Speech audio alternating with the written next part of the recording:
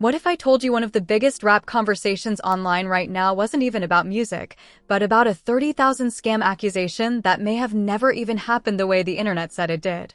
Because that's exactly what exploded when Dave East suddenly found his name trending everywhere, tied to a viral story claiming he ran off with money in a setup involving a woman, fake messages, and a so-called 30K scheme. And the wildest part? The story didn't just come from random social media gossip. It was being discussed out loud on a major podcast with names like Jim Jones, Maino, and Fabolous all reacting in real time like it was already proven fact. But here's where things flip completely. Because when Dave East finally breaks his silence, he doesn't just deny it. He completely dismantles the entire narrative. No messages, no calls, no direct contact. According to him, he never even spoke to the woman behind the claim. Not once. Not ever. So the question instantly changes. If he wasn't involved, then who was? And that's when the story takes a darker turn, because now it's not just about a scam accusation anymore. It's about someone allegedly close to him impersonating him, building fake conversations, and turning access into a full-blown viral fraud story. But even that's not where it ends. Because once Jim Jones, Maino, and Fabolous start reacting, the room turns into a battlefield of opinions, doubt, and jokes, and suddenly nobody is even sure what the real number is anymore. Was it really 30K, or just a story blown out of proportion? And more importantly, who's actually telling the truth here? And the moment that question lands, who is actually telling the truth here, the entire conversation shifts from a simple internet rumor into something way deeper, way messier, and way more uncomfortable for everyone involved. Because now it's no longer just about a 30,000 accusation. It's about credibility. It's about influence. And it's about how fast a name can be dragged into a story that they may have had absolutely nothing to do with. According to the viral discussion that started spreading across platforms, Dave East was allegedly linked to a situation where a woman claimed she was scammed out of 30K. The claim quickly snowballed online, with posts, comments, and short clips repeating the same narrative over and over again until it started sounding like fact. But what made this situation explode even further was where the conversation was happening. This wasn't just random internet chatter. This was being discussed on a public platform where industry voices like Jim Jones, Maino, and Fabolous were present, reacting in real time while the story was still developing online. And when respected names start reacting to an unverified story, the internet tends to treat it as confirmation, even when it's not. That's where things started to spiral. Because once the clip went viral, the narrative became uncontrollable.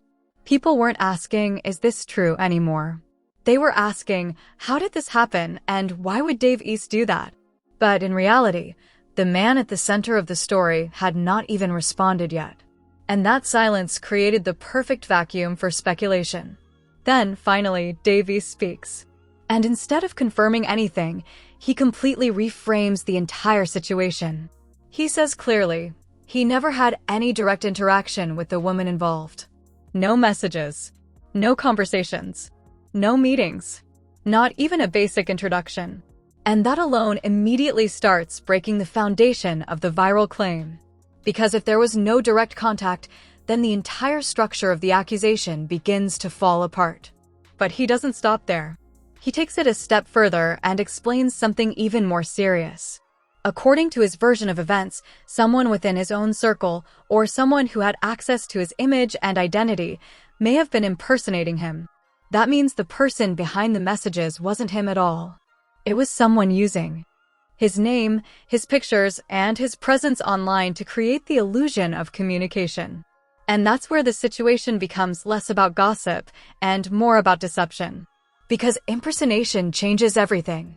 It turns a viral rumor into a potential fraud investigation. It shifts the focus from "did he do it?" to "who did it in his name?" And that question is far more complicated to answer. Because in today's world, especially in entertainment culture, access is everything. People take pictures with artists. They stand next to them in clubs, studios, events. They repost content, wear merch, and appear connected. And from the outside, that proximity can easily be mistaken for trust or direct relationship. That's exactly the angle Dave East highlights in his explanation. He suggests that whoever was involved didn't need to be him directly, they only needed access to his image and proximity to his name. And that alone was enough to make the story believable from the outside. Once the woman believed she was speaking to him, everything else followed naturally. Messages, trust, financial requests, according to the narrative being discussed. And once money enters the conversation, especially in online interactions, things escalate quickly. Because screenshots get shared, screens get recorded, and stories get posted before verification ever happens. But even as Dave East explains this, the internet doesn't immediately settle. Because once a story reaches a certain level of virality, it stops being about truth and starts becoming about perception. And perception is much harder to control. At this point, the conversation shifts again, back to the room where Jim Jones, Maino, and Fabolous were reacting. And what made that moment so important is not just what was said, but how it was said. There was laughter. There was disbelief. There were side comments. And there was a constant back and forth about whether the number itself, 30,000, was even accurate in the first place. Some in the conversation hinted that the situation might have been exaggerated. Others suggested that even if something happened, the details being circulated online were likely inflated. And that's a key pattern in viral stories like this. The number becomes the headline. Not the facts. Not the context. Just the number. Because 30K scam sounds more dramatic than miscommunication or partial misunderstanding. And once that headline sticks, it becomes extremely difficult to reverse. Even if corrections come later. Even if explanations are given. The internet often remembers the first version it sees. Meanwhile, Dave East maintains a consistent position throughout his response.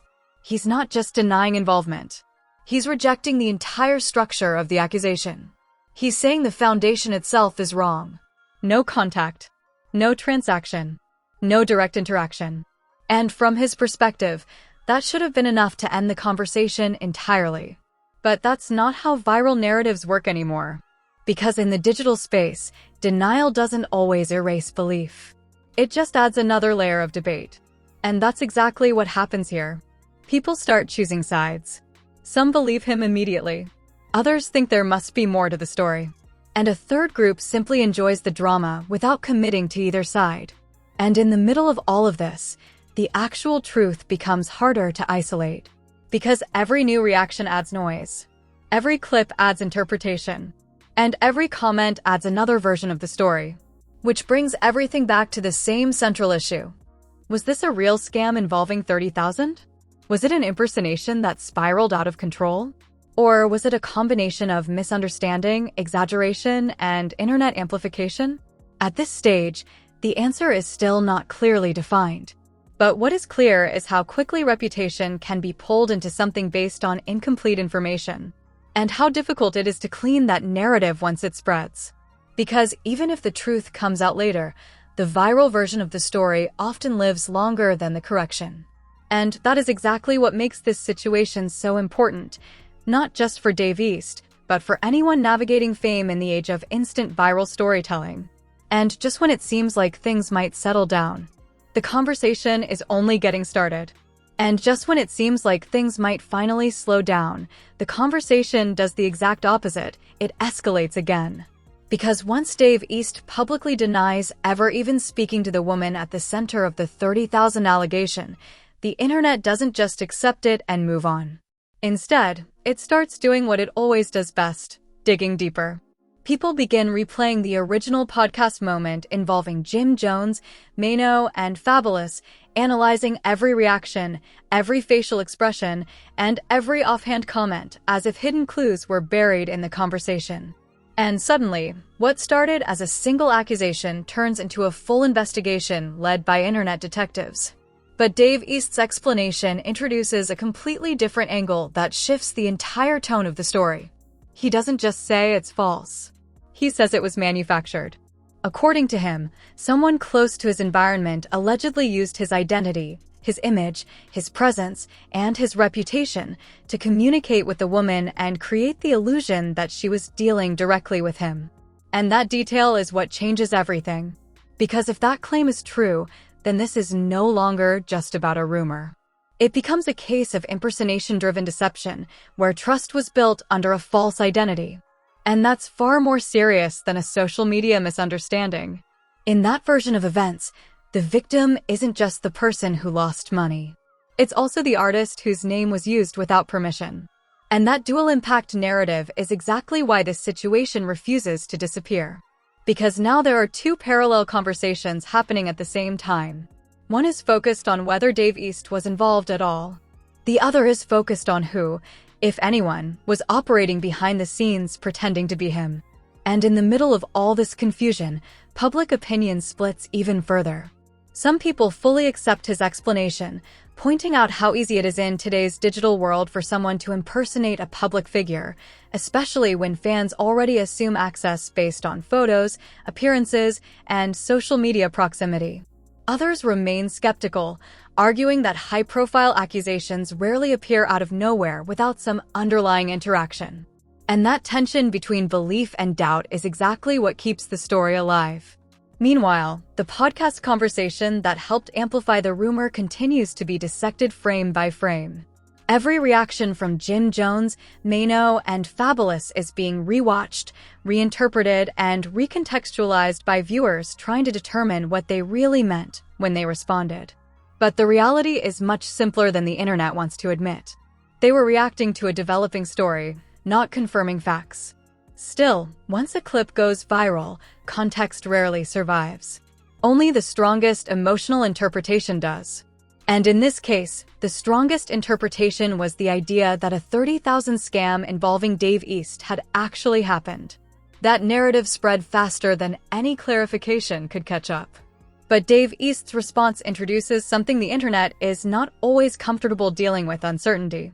Because uncertainty removes the satisfaction of a clean conclusion. It forces people to sit in the middle of maybe, instead of definitely. And that's exactly where this situation currently stands. No confirmed transaction. No verified victim statement tied directly to him. No official legal charges. Just competing narratives and incomplete information. But beyond the technical details of the accusation, there's a deeper conversation happening underneath all of this. It's about how quickly reputations can be shaped by screenshots, voice notes, and viral commentary. It's about how easily a name can become attached to a story without verification. And it's about how difficult it is to remove that association once it spreads across platforms. Because even when the explanation is logical, the emotional impact of the original claim often lingers. That's why Dave East's argument focuses heavily on separation, separating himself from the situation entirely, and separating fact from fabricated narrative. He emphasizes that there was no direct communication, no interaction, and no personal engagement with the individual making the claim. From his perspective, that should logically end the conversation. But the internet doesn't always operate on logic. It operates on momentum. And once momentum builds, it requires more than just clarification to stop it. It requires time. It requires repetition. And sometimes, it requires official verification. Until then, speculation fills every gap. And every gap becomes an opportunity for a new theory. Meanwhile, the people involved in the original discussion continue to be part of the larger narrative simply because they were present when the story went viral. Jim Jones, Maino, and Fabolous didn't initiate the claim, but their reactions gave it visibility. And visibility is what transforms a small rumor into a cultural talking point. That's why this situation keeps resurfacing even after clarification attempts. Because once a story reaches a certain level of exposure, it stops belonging to the individuals involved and starts belonging to the internet itself. And the internet rarely lets go easily. But there's also another layer to this story that cannot be ignored. It highlights how modern fame works in real time. One moment you are an artist focused on music, performance, or creative work. The next moment, your name is attached to a viral controversy you may not have even directly participated in. And by the time you respond, the narrative has already evolved beyond your control. That is the reality Dave East is dealing with in this moment. Not just an accusation, but a rapidly expanding digital story that is no longer confined to its original source. And even though he has presented his version of events clearly, the internet continues to debate, question, and reinterpret every detail. Because in the end, this isn't just about whether 30,000 was involved. It's about how trust, identity, and reputation collide in the age of instant viral media. And right now, none of those elements are fully settled. So the conversation continues. Not because there are new facts, but because the old ones still haven't been fully accepted by everyone watching. And until that happens, this story remains exactly what it started as, a viral claim searching for final clarity that may or may not ever come. The internet was already on fire, but nobody expected it to explode like this. It all started when a clip from a podcast began circulating everywhere, pulling in names like Dave East, Jim Jones, Maino, and Fabolous into a situation that nobody saw coming. A simple conversation turned into a full-blown internet investigation. Because in that room, someone casually dropped a line that changed everything. "I think East got the 30 ball," and just like that, everything stopped. The moment that phrase hit social media, it wasn't just gossip anymore. It became a headline. Blogs ran with it. Comment sections went insane. And within hours, one question took over the entire culture. Did Dave East really scam someone for 30,000? But what made it even crazier was how fast the story mutated. At first, it was just whispers. Then it became allegedly. Then suddenly it turned into a full narrative, a woman claiming she was tricked, messages being referenced, a fake identity angle, and a supposed 30K loss attached directly to Dave East's name. But here's where things start getting messy. Because when Dave East finally heard the accusations, he didn't respond like someone hiding. He responded like someone who couldn't believe what he was hearing. According to him, the entire story was built on something that never even happened. No conversation. No meeting.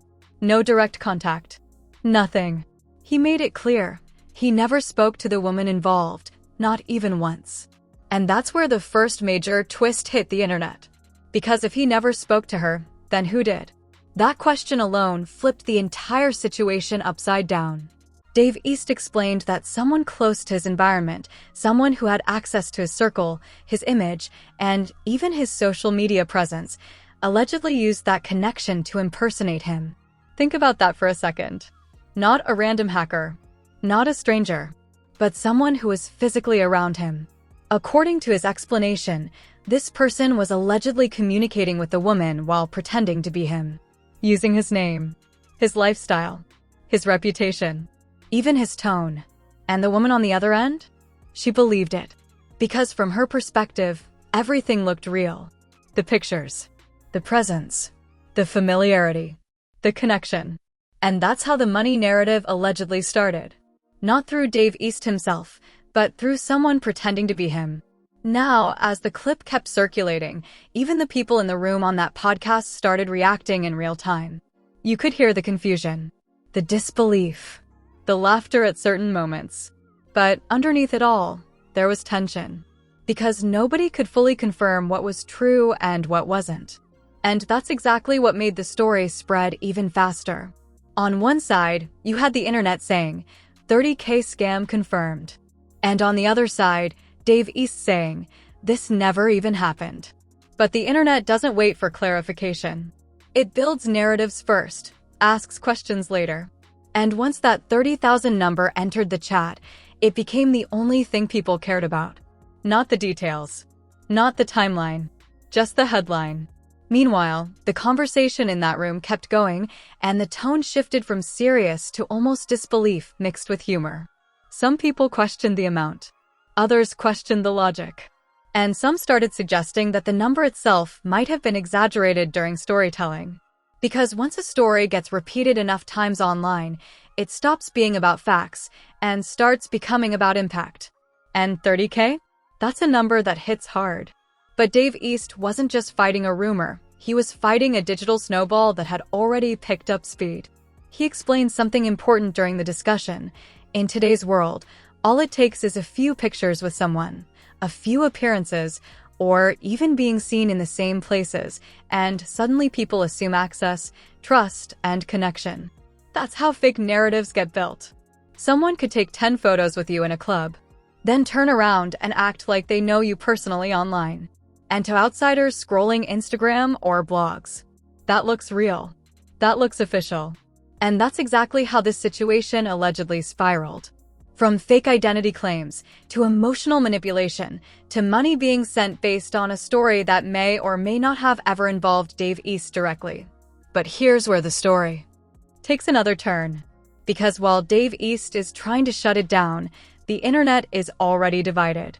Some people believe him completely. Others think there's more to the story. And some are stuck in the middle, just watching the chaos unfold like a movie. Meanwhile, in that same podcast clip, the conversation shifts again, this time toward accountability. Because even if Dave East didn't personally do it, someone used his name. And that raises a bigger question. How dangerous is it when someone can weaponize your identity without your knowledge? Because in this case, the damage wasn't physical, but reputational. And in the entertainment world, reputation is everything. One viral accusation, one headline, one misunderstood clip, and suddenly your name is tied to something you may have never even touched. As the debate continues, Dave East keeps returning to one point. If there was real proof, it would be traceable.